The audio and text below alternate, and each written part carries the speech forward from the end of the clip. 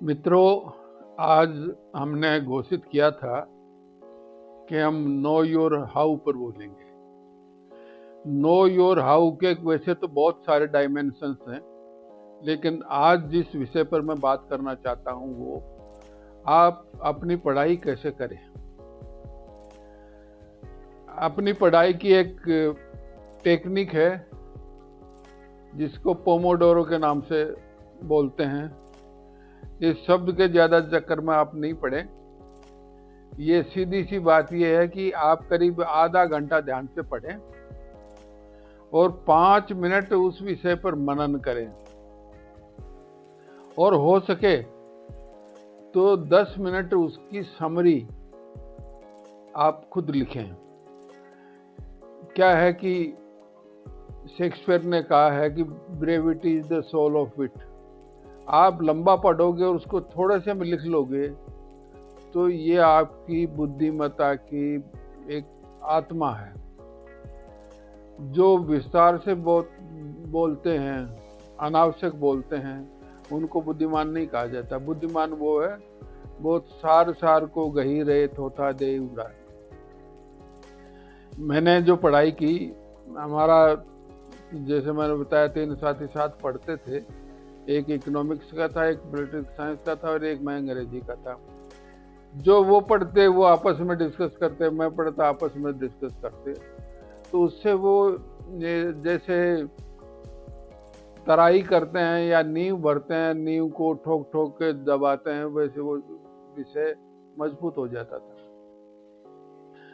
अब पढ़ना कैसे, इसका भी एक आपको बताता हूँ। एक अंग्रेजी साहित्य का एक बहुत बड़ा विद्वान है Lord Francis Bacon. Lord Francis Bacon बहुत बार जेल गया, बहुत बार, लेकिन वो साहित्य में गजब का है। उसके एसेज अगर आपको समय मिला तो पढ़ना। बहुत मामलों में उन्होंने एसेज लिखे हैं, on death, on cruelty, on blah फला फला फला फला। उसने ऑन स्टडी भी लिखा है। फ्रांसिस बेकन को उस जमाने में उसके जीते जी लोग कहते थे he is the wisest and meanest of Mankind. बहुत बुद्धिमान था, लेकिन था बहुत मीन का, कुछ भी लगा लो आप, गया गुजरा कमीना। क्यों लोगों को ठगता भी था, धोखा भी देता था, पर उसने जो लिखा है वो गजब लिखा है। उसने अध्ययन के बारे में लिखा है कि reading maketh a full man. उस जमाने की अंग्रेजी थी जिसे मेक्स को मेकेथ लिखा जाता था। Reading maketh a full man, conference a ready man and writing an exact man. आप बोलते वक्त भी तो खुला खुला कुछ भी बोल सकते हो, पर लिखते हो तो आपको बहुत प्रिसाइज और करेक्ट एग्जैक्ट वर्ड काम में लेना पड़ता है। ये मैं इसको हिंदी में बता दूं। आधा अधूरा रहता आदमी जब तक वो उसका अध्ययन पूरा नहीं हो। हालांकि अध्ययन तो जिंदगी में एक जन्म में भी पूरा नहीं होगा, लेकिन जितना संभव हो, जिस विषय वस्तु के लिए जितना आवश्यक हो, अगर आप आरएस की परीक्षा देते हैं उसके लिए कितना पढ़ना आवश्यक हो, उसको पूरा पढ़ लोगे तो उसको फुल मान लिया जाएगा। पूरा पढ़ोगे तो आप आधे अधूरे नहीं रहोगे। और कॉन्फ्रेंस करोगे, मतलब चर्चा करोगे आपस में, तो आप रेडीमैन हो जाओगे। रेडीमैन में नहीं, हाजिर जवाबी, तुरंत जवाब देने वाला। आपस में जब डिस्कशन करते हैं तो वो सोचने का टाइम थोड़ी मिलता है, तुरंत जवाब देना पड़ता है। कॉन्फ्रेंस है ready man and writing an exact man. और लिखोगे तो आपको एग्जैक्ट जो बात कहना चाहते हैं उसके लिए जो सबसे सही शब्द है वो उसी को काम लेना पड़ेगा। ये प्रैक्टिस करोगे अगर आप, तो इससे आपको बहुत फायदा होगा। अब मैं थोड़ा सा आज के एपिसोड में बता देता हूँ, बाकी और एपिसोड में भी इस विषय को आगे लिया जाएगा कि आप क्या पढ़ें शुरुआत में। मैंने आपको जैसे पहले बताया था, अपनी नींव पक्की करने के लिए 1ली से 10वीं तक की हिस्ट्री, ज्योग्राफी, सामाजिक अध्ययन, आर्थिक विषय, इन भूगोल, इनके ऊपर, ज्योग्राफी भूगोल एक हो गया, इनके ऊपर जितना पढ़ सको पढ़ो। फिर आगे जब आप पढ़ोगे तो निश्चित तौर से 10वीं तक नहीं रहोगे, क्योंकि जो प्रश्न पत्र में जो उत्तर लिखने पड़ते हैं उनका लेवल नॉर्मली ये मानते हैं कि ग्रेजुएशन लेवल का होता है।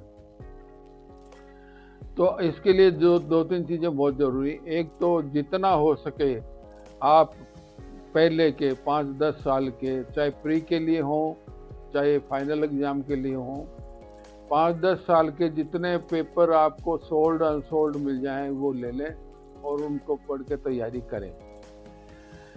इसके बाद जब आप उन पेपर की तैयारी करेंगे तो आप ये देखेंगे ज़रूरी नहीं कि वही सवाल रिपीट हों, उनसे मिलते जुलते सवाल क्या क्या बन सकते हैं ये आपको तैयार करने होंगे। और उसके लिए उस सब विषय का वो चैप्टर भी आपको पढ़ना पड़ेगा।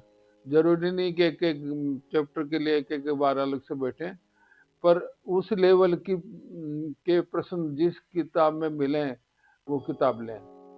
शुरुआत आप जितनी छोटी की पुस्तकों से करेंगे उतने आप कामयाब होंगे। मैंने आईएएस की तैयारी में बहुत बड़ी बड़ी किताबें पढ़ी, इधर इंग्लिश में मैं कर रहा था और उधर वो देखा कि जो 3 घंटे में आप लिख कितना सकते हो आप, ये ज्ञान तो समुद्र है, कोर्स नहीं एक नदी जितना है, और प्रश्न पत्र में आएगा कितना, एक तालाब जितना, और आप लिख पाओगे कितना, एक समझो 1500 लीटर। इसलिए कोर्स को ध्यान में रखते हुए आप उसको पढ़ें। शुरुआत छोटी छोटी पुस्तकों से करें, जैसे 1 वीक सीरीज आती है, ये इनसे आपको थोड़ा सा इंट्रोडक्शन हो जाएगा। अनजान आदमी से मिलते हैं तो कहते हैं ना आप कौन हो, कहाँ के हो, ये तरह पूछते हैं। फिर उसके बाद आगे चलते हैं, ये इन सब्जेक्ट्स के बारे में है। पहले तो आपको राम राम सा होती है, गुड मॉर्निंग गुड इवनिंग होती है, कहाँ के हो कौन हो, तो वो सब्जेक्ट का जब पता लग जाएगा कौन हो कहाँ के हो, फिर आप आगे पढ़ोगे तो आपको बहुत आसानी हो जाएगी। पहले ही आप पहले दिन किसी की गहराई में जाने लगोगे तो आपका बैलेंस नहीं बढ़ेगा, सही संतुलन नहीं बढ़ेगा, समन्वय नहीं बढ़ेगा, वो बात की बात है। पहले सबसे पहले प्रारंभिक जानकारी सबकी हो जाए, फिर उसके बारे में थोड़ा जैसा जरूरी हो आगे पढ़ लेंगे। इस बारे में क्योंकि बहुत लोग बताते हैं, बाजार में बहुत किताबें भी उपलब्ध हैं, इसलिए एक ही सेशन में अब मैं ज़्यादा विस्तार में नहीं जाऊंगा। मैं आपको उन जरूरी पुस्तकों के बारे में उनके थोड़े जिस्ट आगे बताऊंगा जो जिंदगी में हर विषय में काम आती हैं। जो महान लेखक हैं उनके विचार हर जगह काम आते हैं। तो वो क्या है, जैसे न्याय है, न्याय के बारे में अरिस्टोटल ने कहा है कि man is the best creation of God but without justice is worse than an animal. इसी तरह आइंस्टाइन ने कहा है कि जस्टिस इज रिलीजन, और आगे उन्होंने आपको जानने के लिए जरूरी है, आइंस्टाइन ने कहा कि maybe there is no God, पर even if there is no God we have to invent one. उसका मतलब अगर भगवान नहीं भी है तो हमको एक भगवान चाहिए। इसलिए मैंने आपको पहले दिन से कहा था, आप अपनी जो साधना करते हैं, इस साधना के लिए आप किसी एक इष्ट देव को मनाइए और उनको ध्यान में रखते हुए अपनी तैयारी करें। वो आपको अंदर से इतनी ताकत देंगे जो ताकत आपको कहीं से और नहीं मिल सकती। मैं समझता हूँ आज मैं इतना ही बात करूँगा। लंबे वार्ता होने से फिर आप पढ़ नहीं पाएंगे, सुन नहीं पाएंगे। आगे विस्तार से इन सब मुद्दों पर बात करेंगे। जय हिंद।